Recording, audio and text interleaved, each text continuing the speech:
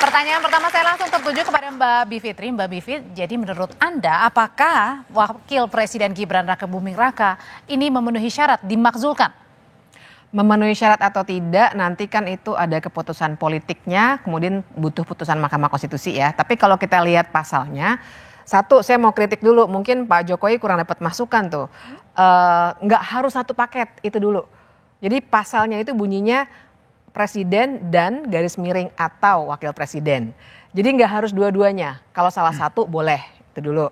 Kemudian yang kedua, lagi-lagi ya keputusan politiknya nanti silakan dijawab oleh para politikus.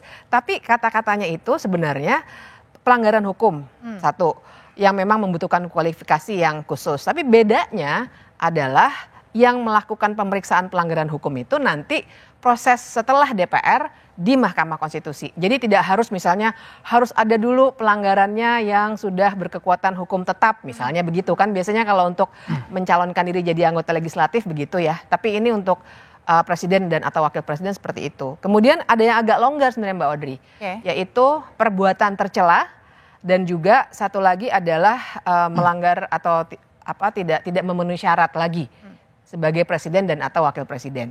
Sebenarnya ini adalah bagian yang kita agak mirip dengan model di Amerika Serikat. Namanya misdemeanor. Jadi pelanggaran-pelanggaran kecil yang kemudian bisa dijadikan alasan. Tapi kalau misalnya salah satu alasan dari Forum Purnawirawan adalah karena putusan dari Mahkamah Konstitusi terkait dengan pencalonan Mas Gibran pada waktu itu menurut Mbak Bivit sendiri cukup nggak sih untuk memakzulkan? Cukup atau tidaknya kita harus tanya nanti sama Bang Doli karena itu proses politik ya.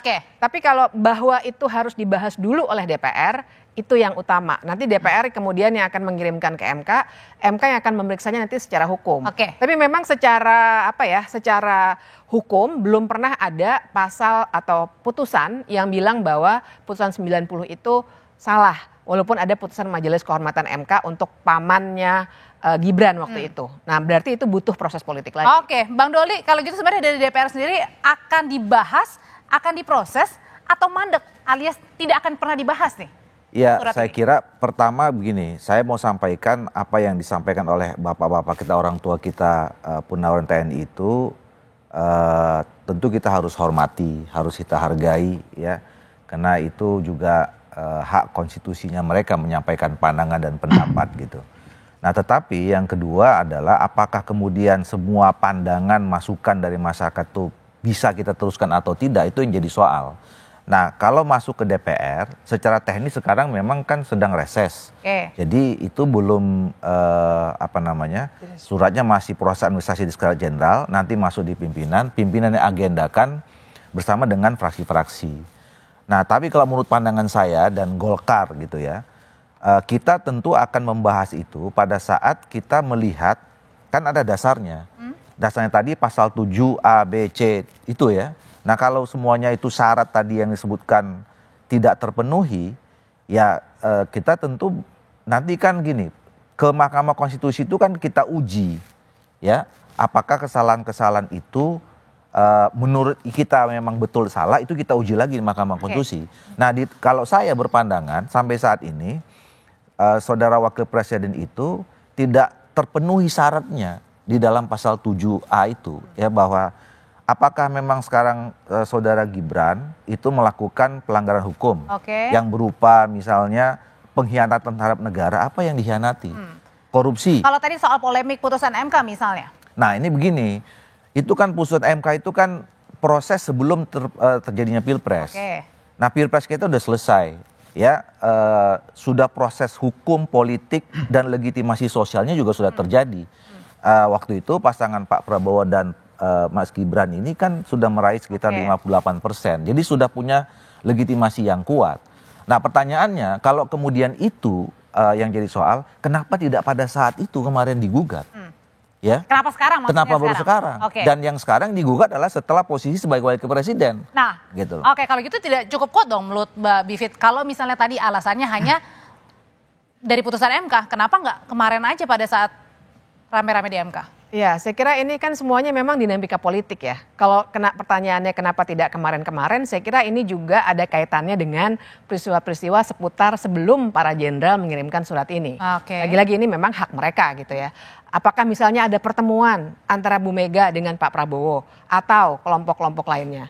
Jadi ini yang mesti kita baca kalau pertanyaannya kenapa nggak dari dulu. Kemudian yang kedua balik ke pertanyaan Mbak Audrey soal apakah sebenarnya jadinya bisa tuh. Sebenarnya bisa saja karena dia berarti tidak lagi memenuhi syarat sebagai wakil presiden kalau alasan legitimasinya itu dibatalkan. Tapi lagi-lagi kita bisa berbicara di sini seperti ini. Pada akhirnya memang saringan pertama adalah saringan politik di DPR. Kita susah untuk berdebat hukum, nanti hukumnya pas di MK gitu. Nah, filter ini yang saya kira akan dinamis sekali, barangkali juga tergantung relasi Pak Prabowo dengan Bu Mega atau yang lainnya, yang barangkali Bang Doli bisa bicara seperti itu hari ini, tapi minggu depan mungkin berbeda, kita belum tahu. Gitu. Nah, kalau dari kalau dari sudut pandang dari Mbak Wiwi sendiri, melihatnya seperti apa? Apakah ini bola liarnya juga balik lagi kalau tadi Mbak Bivit bilang keputusannya ada di tangan politikus begitu, apakah ini juga keputusannya di tangan Pak Prabowo sendiri yang sampai sekarang ini belum declare nih sebenarnya setuju atau tidak setuju? Kok bola liar? Bukan bola liar. Surat Forum Purnawirawannya ini. Iya, coba kita dengarkan dengan seksama ya pernyataan Pak Jokowi tadi itu bahwa dalam pemilihan kemarin itu satu paket. Dalam pemilihan loh, bukan pasca pemilihan. Jadi harus ada klausul yang berbeda. Dalam pemilihan presiden memang diusung oleh partai dan gabungan partai gitu kan. Calon presiden dan calon wakil presiden. Lah tentu ini tidak titik di situ kan gitu. Lah setelah mereka dilantik, apa paket terus, duit tunggal terus. Kita sudah punya presiden sebelumnya. Pak Hatta mundur gitu kan. Bung Karno artinya tidak harus sepaket maksudnya. Iya. Jadi paket itu hati-hati menjelaskannya gitu ya. Bahwa tidak ada sama sekali pasal yang mengatakan kalau presiden atau wakil presidennya itu kena mundur atau berhenti atau memang dimakzulkan, lalu dua-duanya sepaket, itu enggak ada seperti itu. Kita menyaksikan juga kan Gus Dur mundur juga Bu Jadi Megawati. yang maksudnya Mbak Wiwi ingin katakan adalah? Iya, paket dulu itu dijelasin dulu. Lah, mengapa lalu sekarang menjadi semacam dipersoalkan kembali ya keberadaan Mas Gibran sebagai wakil presiden. Lah ini juga tidak ujuk-ujuk katakan Purnawirawan yang sejumlah itu mengusulkan untuk dimakzulkan. Coba telaah secara seksama. Ada apa ini kan gitu. Maka ini juga memberikan satu pembelajaran pada kita semua bahwa kita memang memiliki permasalahan dalam suksesi kepemimpinan. Nah, bagaimana kriteria gitu ya pemimpin itu untuk menjadi presiden, wakil presiden harus proper gitu loh, harus mumpuni. Maka kalau dipaksakan jadi ngedumel terus panjang. Maksudnya adalah seperti ini contohnya. Iya, panjang ceritanya. Katanya panjang Bang Freddy ceritanya. Sebenarnya kalau ditanya lagi katanya ada apa ini di balik pemakzulan rencana ini?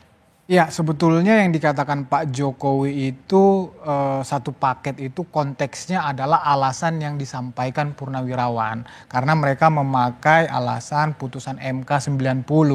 Artinya seperti yang Ibu Prof tadi jelaskan itu pada saat syarat pencalonan. Nah, pencalonan itu kan itu satu paket presiden dan wakil presiden. Artinya tidak Gibran itu dalam konteks putusan MK itu dikeluarkan untuk mencalonkan. Artinya Gibran atau cawapres pada saat itu tidak bisa berdiri sendiri.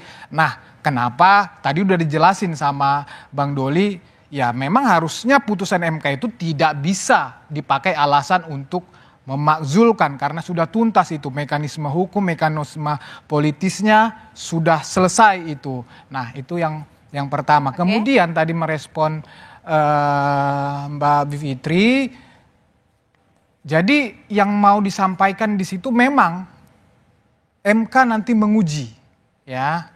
Apakah ada pelanggaran hukum? Tetapi seperti yang dijelaskan Bang Doli, saya menambahkan harus ada peristiwa hukum dulu. Harus ada perbuatan hukum dulu yang dilakukan oleh Wapres Gibran ini pada saat dia jadi Wapres, misalnya dia mengeluarkan kebijakan atau mengeluarkan surat keputusan yang ini dianggap melanggar hukum, ya. Yang kemudian misalnya ada perbuatan dia yang dianggap sebagai perbuatan tercela. Ini sudah banyak tadi mencontohkan misalnya di Amerika. Misalnya di Amerika, ya itu Presiden Bill Clinton ya dengan skandal seksnya. Nah, itu ada alasan, atau yang baru-baru ini Trump ya penyalahgunaan kekuasaan atau rasis. Jadi ada argumen, ada alasan untuk dibahas atau dibawa ke DPR. Kalau ada pembahasan akun Fufu Fafa itu kan cuman omong-omongan saja, tidak jelas. omong-omong aja. Hanya omong-omong saja. Silahkan kalau itu mau dibawa, tetapi harus dibawa buktinya. Ya harus jelas dong. Ini sampai sekarang. Bisa nggak tuh Mbak Bivit kalau misalnya ada dibawa buktinya, kalau salah satunya terkait dengan akun Fufu Fafa? Kalau dibawa buktinya dan kemudian bisa dipercayai oleh DPR di proses demikian rupa, ya bisa saja. Semuanya ini kan tergantung argumen ya. Sama kayak dulu waktu Gus Dur kan sebenarnya Bulog Gate-nya sendiri tidak pernah terbukti. Tapi waktu itu digunakan secara politik. Jadi saya orang hukum, tapi buat saya dalam politik itu anything is possible. Jadi kita boleh berdebat di soal pasal-pasal, tapi pada akhirnya karena saringan pertamanya adalah DPR, kita benar-benar harus lihat pada titik mana nanti Pak Prabowo memang benar-benar ingin memisahkan diri dari Gibran. Oke, pertanyaannya apakah nanti akan ada kehendak mau untuk digulirkan atau enggak? Nanti usai jeda Bapak dan Ibu akan menjawabnya, tetap bersama kami di Dua Arah.